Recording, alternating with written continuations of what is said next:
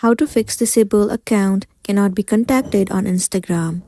So you might be in the position where you want to contact one of the person on Instagram, but if you head over to their inbox, it shows that the account has been disabled and you cannot contact it anymore. In this case, what you need to do is click on their username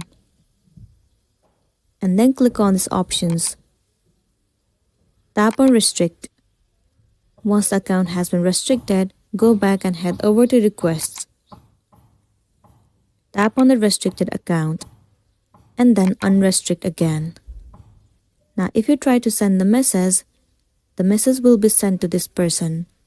If not, the next thing you want to try doing is simply block this person and then unblock it. Tap on the username, click on this three dot and then simply click on block. Once you have blocked, again you have to unblock it and try sending the message.